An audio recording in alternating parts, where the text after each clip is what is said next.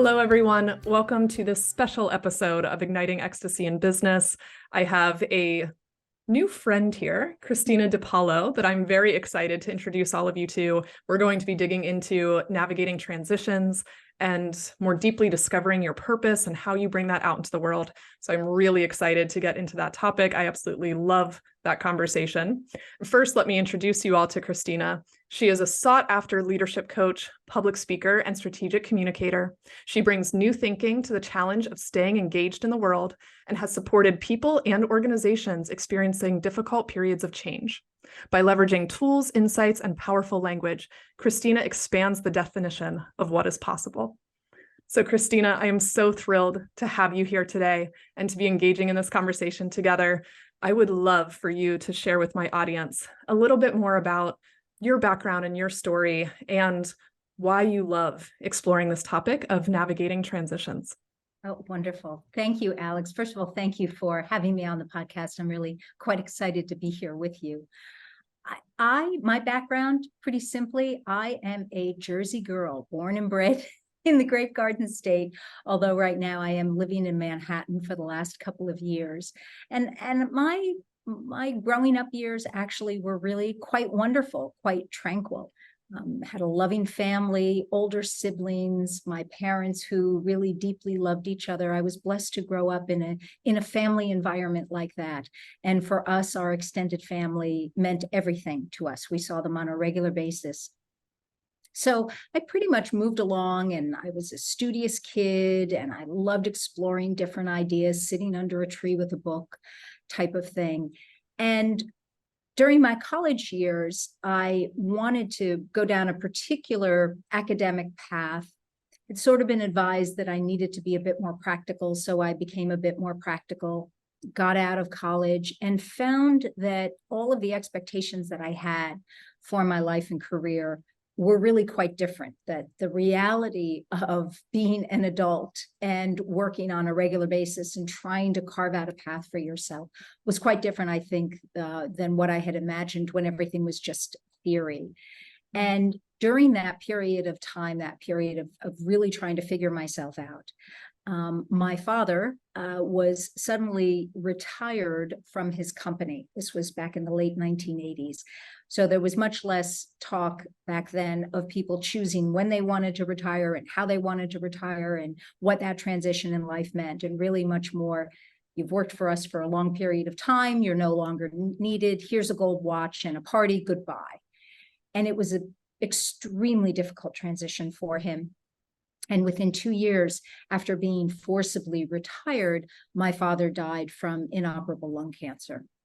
And that hit at it was a tumultuous period for me to begin with, but knowing how much I loved and adored my father and how important family was to us, it just absolutely threw me for a loop. And my 20s wound up being a rather bumpy and unsettling decade. And professionally, it wasn't really until my late 20s and early 30s that I started to move into areas that I found were interesting for me versus the areas that I thought I should be operating in, the titles that I should be going for. And I moved into communications. And after that, I found, because I was in space that was comfortable to me, that I was seeing more success. I was earning the trust of leaders. I was gaining more interesting assignments. I was moving from one company to the next. It was fertile and it was fun. Then, you sort of run through this period of time of a couple decades, right, of working on all cylinders. And when I hit my early 50s, or late 40s, really, early 50s, I started to think, what is my next large chunk? If I move myself forward about a decade or so, where do I want to be working? Do I still want to be in this type of corporate environment? What work do I want to do? What have I learned about myself over this period of time in terms of what I'm really good at? Not just what I'm studied to be good at or ostensibly good at, but what am I really, really good at? And I started thinking, really more ideation than anything else. It wasn't a concrete plan, but how do I start to move myself into space that feels more organic for me, that feels as if I can not only continue to do this work for another decade and a half or 2 decades, because I'm not the type that likes to slow down, but also working in space where I feel I'm really tapping into what I'm good at, what I can deliver, how I can help. So there's so many follow-up questions I could ask here, Kristina, but one, what really stood out to me about what you shared was that season of real unknown, of mourning, of pain in losing your father, and the unexpectedness of it, and then what you gained from that. And I think all of us have different experiences in our lives where something completely unexpected happens, or we're suddenly mourning something we weren't expecting to mourn, or we're experiencing some kind of big shift or transition. And all of us experience in different ways, but those different seasons in our lives. And I definitely want to hear more about what you just said of exploring and finding those places where you were really doing what you're good at and finding, what really lights you up. But before we get into that, I'd love to ask and know a little more about that season for you when you lost your father. And can you go a little bit deeper into how you took that experience and created learning and growth from it? I found that whenever you go through mourning, and it could be a job, it could be someone that you love, it could be a relationship, it could just be a phase in your life, that there is an unmooring for a period of time. And it's important to honor that unmooring. If you're fortunate enough to be able to give yourself that space, right, socially or familiar, in a family way, or even economically, give yourself that space to not have an answer. Particularly for people who are driven and people who love to accomplish and achieve. You feel, okay, I'm going through this period. I've read all the books about it. I can sort of, mark out how I should be going through this period, right? The S word, the should word. And I'll give myself 3 months, and then boom, I need to have a plan as to how I'm going to get out of it because I don't have the time.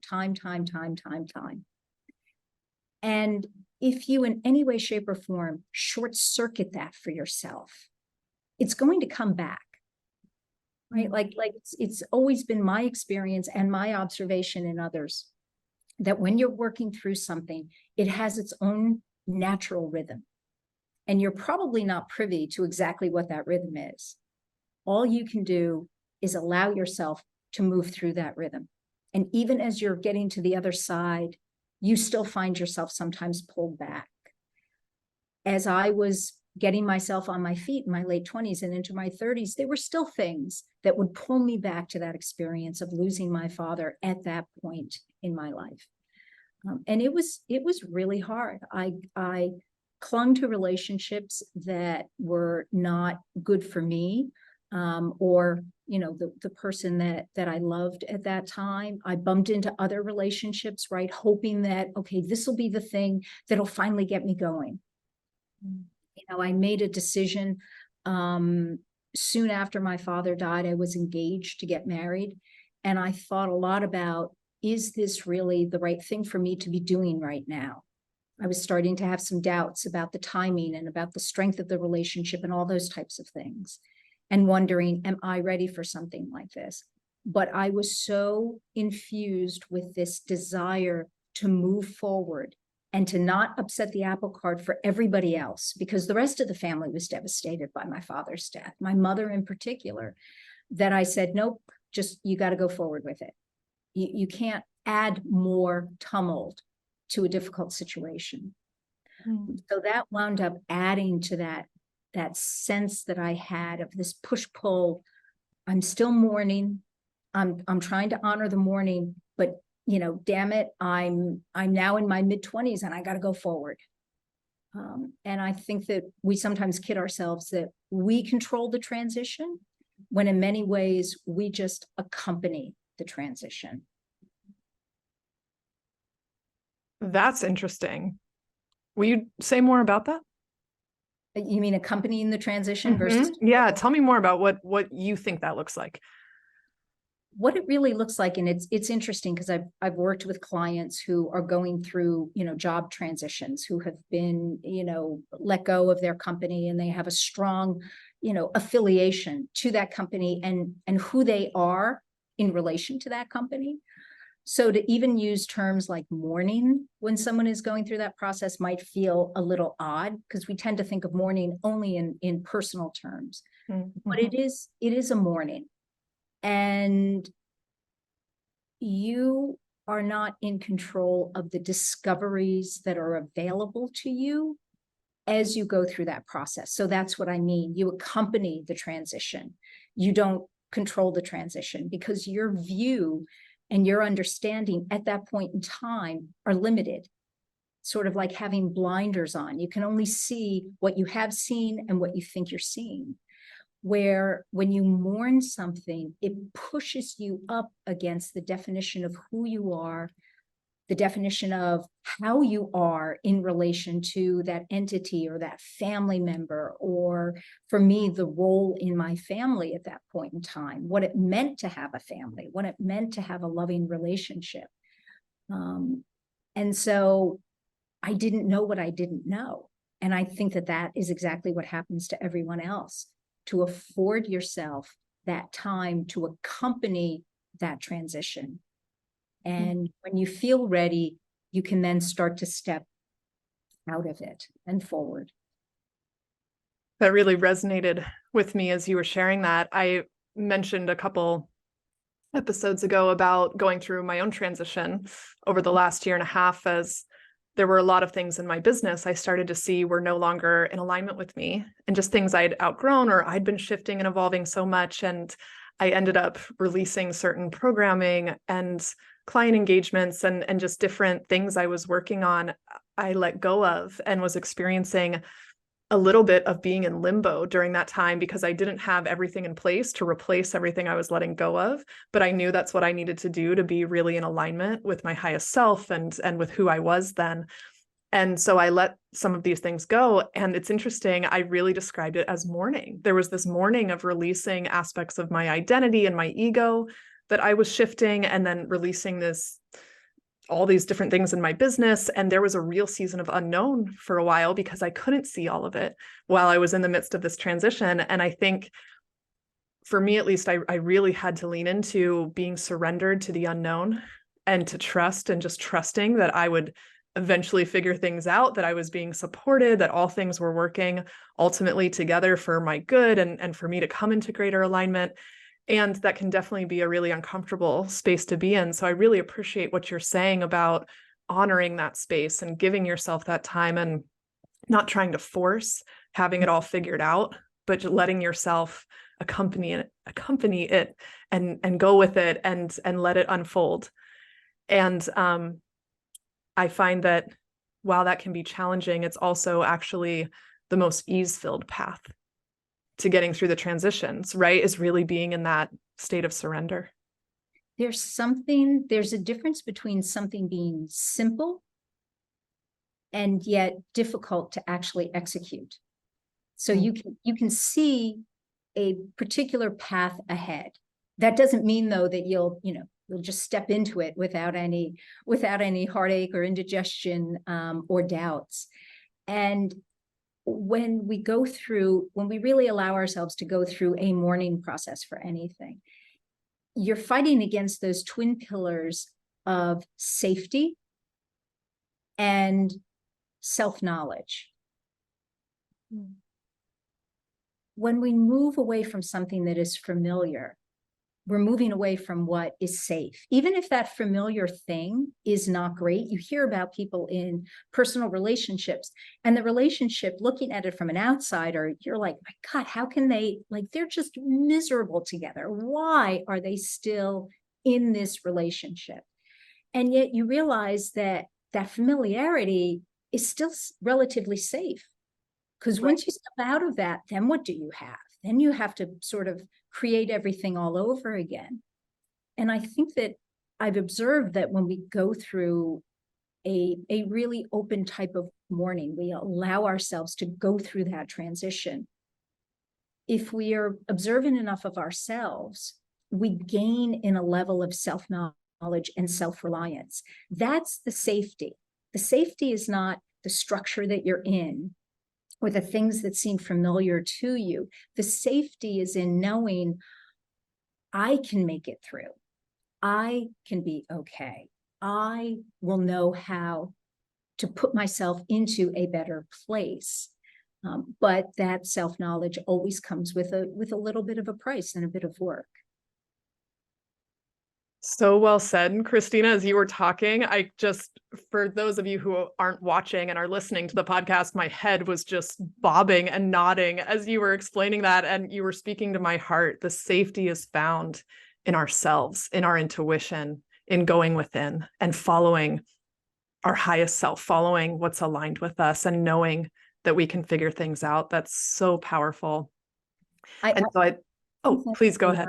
Sorry, I think that's where the beauty of any type of meditative or spiritual practice, however you choose to define it, right? It could be just I walk along the beach and this gives me a sense of peace and comfort and a sense of oneness with something that I am existing within, right?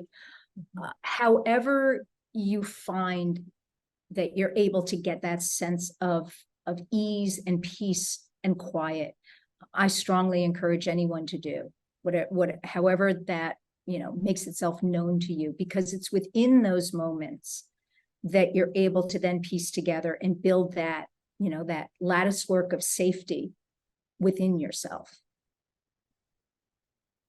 Absolutely. And will you share what your spiritual practice is? It's interesting. I have been actually interested in spirituality and in the concept of a divine entity that we are in relationship to from the time that I was a little kid. When I was a little kid, like I said, I was somewhat nerdy. I would read the New Testament for fun. Right. I really was quite involved with my church. I was raised in the Catholic tradition.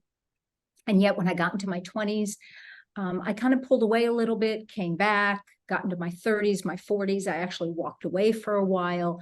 I've studied other religions, quite interested in the Vedic traditions, tried to learn about other, monotheist religions, Judaism, Islam, just because I find it fascinating to try and put some type of understanding around something that is truly not understandable for us humans, at least not at this point. Who knows, right?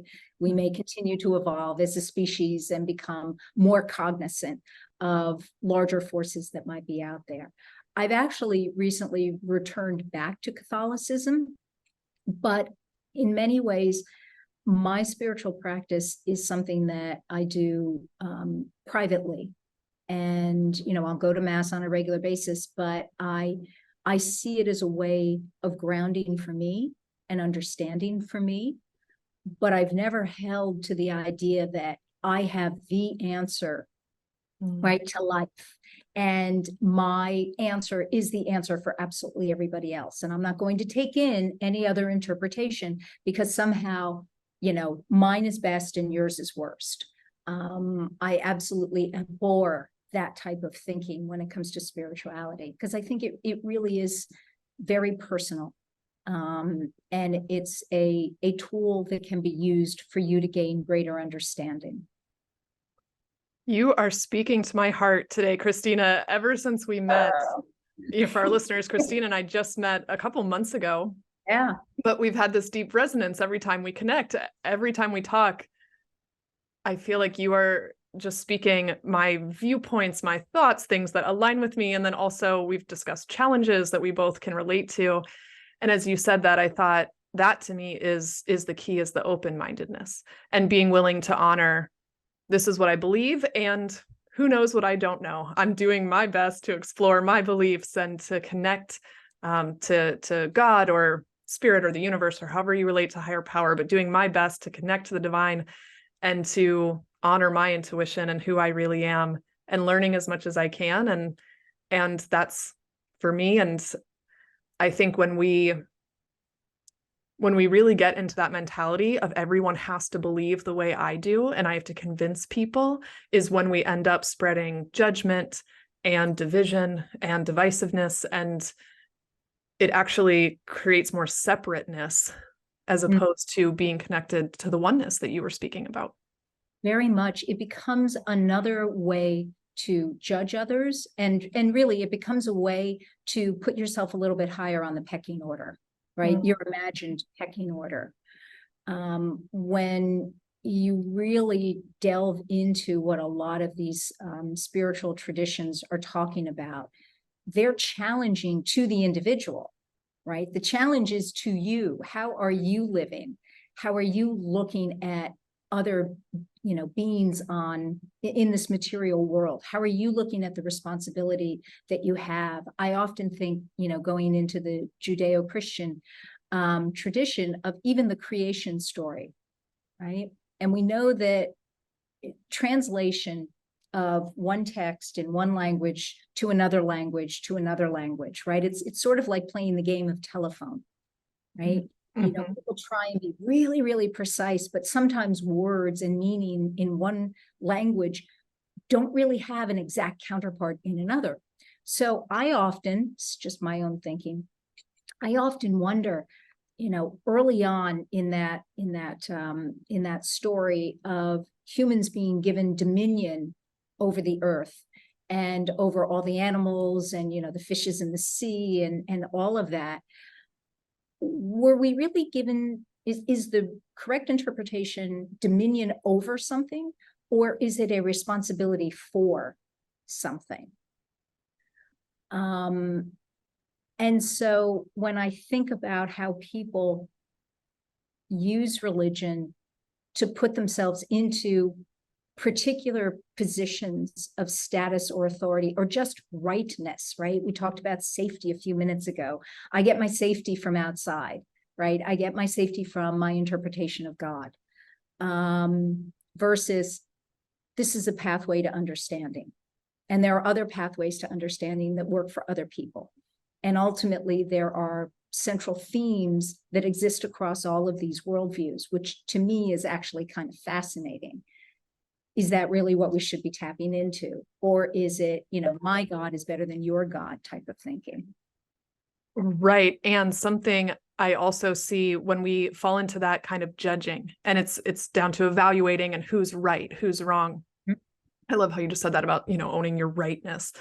And when you get into that kind of judgment, it's keeping you so focused outwardly that you're not focused internally. And when you're not focused internally and you're judging other people and focusing on where they're wrong or what they're not doing right and what they should be doing differently, I actually personally believe that this is what Jesus was talking about when he said that to take the log out of your own eye before the speck out of your brother's.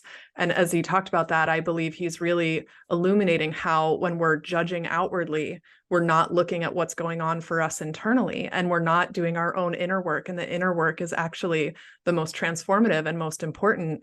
And so I want to circle this back to what you were saying earlier in the podcast about tapping into who you really are. And what you want and what's aligned for you and what lights you up. And I think what you're saying about the spiritual practice is a really important piece of being able to connect to your highest self and your truth. So I'd love to now go a little bit deeper into that as well, Kristina, and hear more about where you are today and the transition you made out of corporate and into doing what you do today. And let's start here. How did your spirituality play a role in that, or this connecting to yourself and learning more about yourself? How did that factor in as you were making this transition? Well, what's interesting is that as this transition was happening, so this is going back, over a decade. So I left a corporate job at the end of 2011. So 12 years ago, it'll be 12 years ago, toward the end of this year in the fall.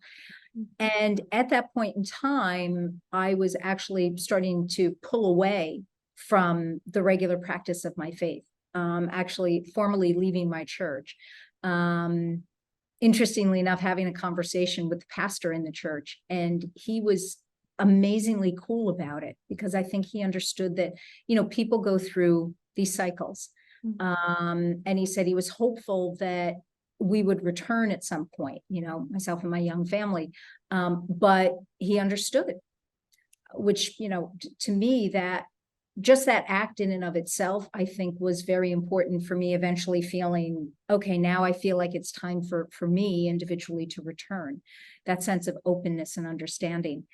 But when I think about how that transition happened, I tend to work very environmentally, in the sense of, I want to feel that I am working within an environment where I can comfortably be myself.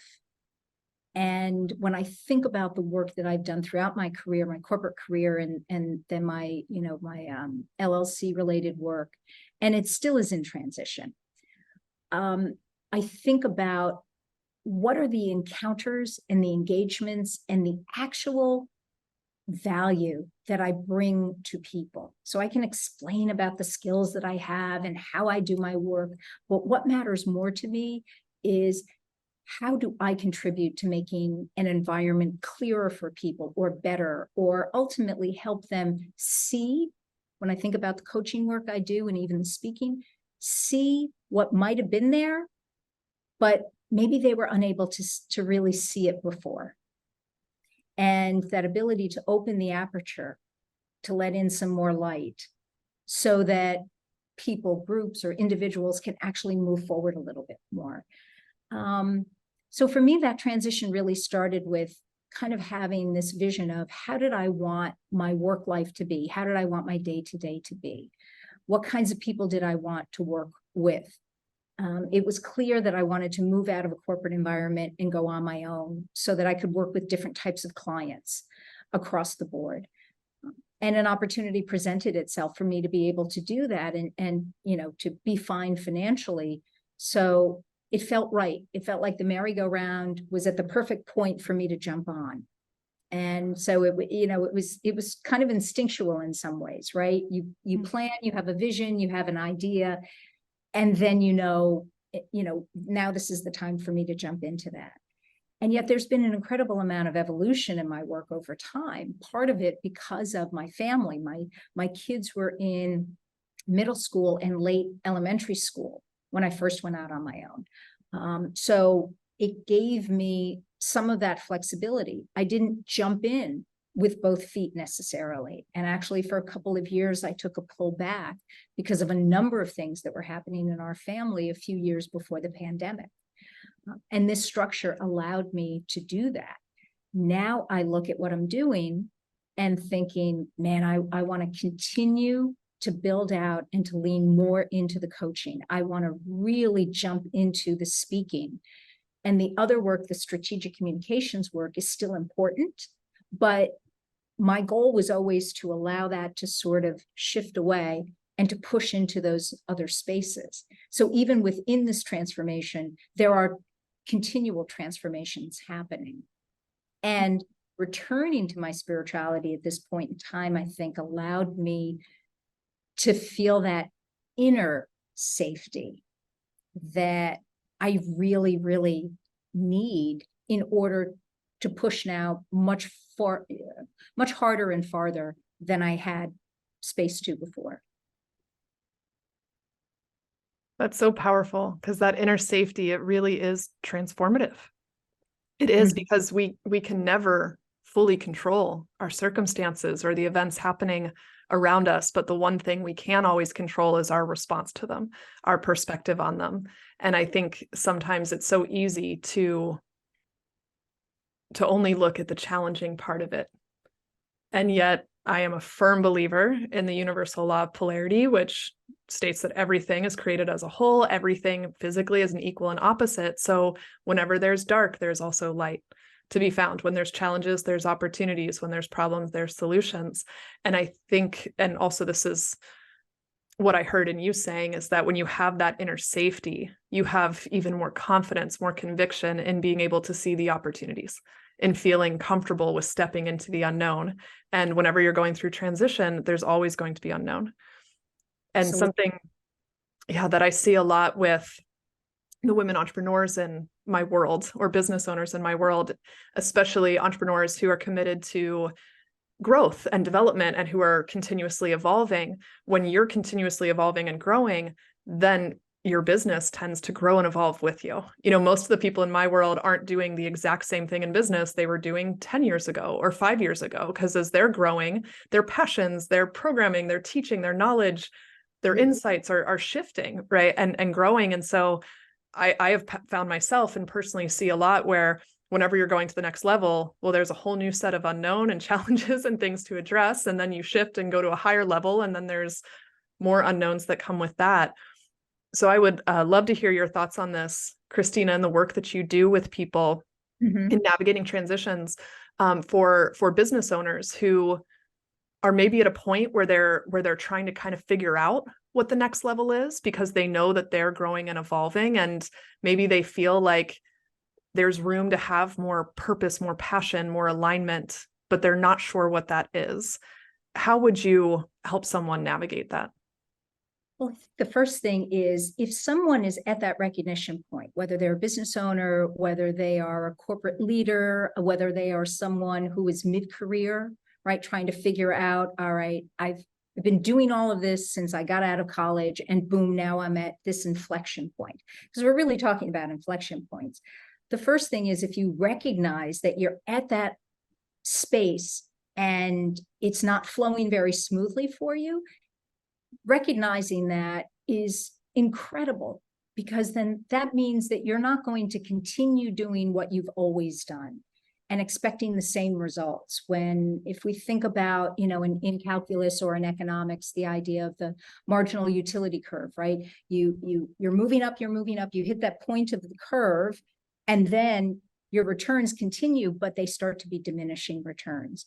And this tends to be an issue in particular for people who are at mid to later points in their career. And do they keep hanging on to what they did before? They want to still be engaged in the world, but maybe the way that they're engaged in the world should be changing for their own benefit and for that sense of newness and achievement and growing returns rather than diminishing. But that first piece of transition is the recognition that you need to make a transition, right? That things are happening around you, and you can either try and force yourself against it, right? Control the transition, or ride along with the transition. It then becomes a matter of, and the coaching that I do is, I'm ICF certified, gone through, a lot of coach training, really approach this from the perspective of, I'm not here to tell you what the answer is. I'm here to help you figure out what that answer for yourself is. But in that process, really looking long and hard at, first, let's talk about the emotions that you're going through right now, right? Are you going through some type of sense of mourning? Let's get that out on the table, because that will be the lens through which you're going to look at any decision that you make going forward. And once there's a sense and a recognition of what mourning, in a sense, am I going through, then it becomes a matter of, what is it that you really like about what you do? What do you want to continue doing? Let's talk about the other spaces that you can continue doing this in. Are there limits or parameters around how you need to do it? Do you have a young family, right? Do you need to worry about benefits right now? Or are you at a point where maybe that's not as much of a consideration? And really help that person think about what they love to do and what they bring at the highest level to others, because that is your distinguishing characteristic. That's the thing that people want to do business with you for, not because you're just like 20 other people and maybe a little bit cheaper, but the way that you do what you do is distinctive enough that people really find value in that. I love that question. And I want to repeat it for our listeners, for anyone who is exploring right now, your next evolution, your next up level in your business. What can I bring that's of the highest service to others? Such a good question. Thank you for sharing that, Kristina. And then all of the different things you just shared to explore and reflect on. But it's really powerful work that you're doing in the world. And I really appreciate you being here today to talk to us about it. And also to get into spirituality. I didn't know that we were going to go there, but I'm glad we did. And I thought, wow, sometime I'm going to have you back, and we need to just do a whole episode on that, because that's such a just intriguing topic to me. So maybe at some point, yeah, we can get deeper into that. But for now, Kristina, why don't you go ahead and share with my audience about where they can connect with you and learn more about what you do. Best place to connect with me is through LinkedIn. You can find me on LinkedIn. I'm on it on a regular basis. I can, reply to any contacts that you have. You can also check out my website, which is in the process of being revamped. So there will be a newer, fresher, funner version coming in the next month or so. But that's at KristinaDiPalo.com. Great. And we will drop those links in the show notes for everyone as well. Wonderful. So before we wrap up today, let me just ask you, Kristina, any final thoughts that you'd like to share with the audience? Wow. I'd like to say, first of all, this has been a fun and incredible journey. Just speaking to you this morning, I'm ending this conversation on this very hot day in the Northeast, but feeling really, really just light and quite happy. So I want to thank you for that. And thank you for everything that you do for your listeners as you're growing your base, and you're really making a difference in this conversation about how do you make work and professional purpose something that is joyful and exciting and ecstatic.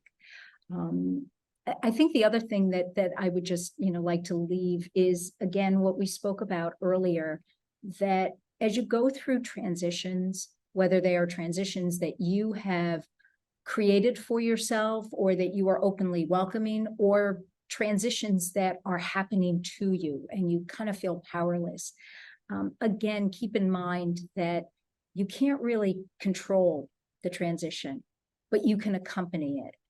And you can use it as an opportunity to shore up your own sense of self and that own internal safety, and be able to learn over time what there can be to learn from that transition. So if anything, I would love to leave that sense of hopefulness with your listeners.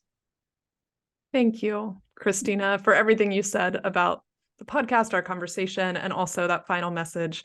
I'm really taking that away from today, that importance of prioritizing that inner safety and trusting yourself, and also allowing things to unfold. So thank you for sharing that with everyone. It's been lovely talking to you today. And to all our listeners, please connect with Kristina, learn more about her. We'll drop those links in the show notes.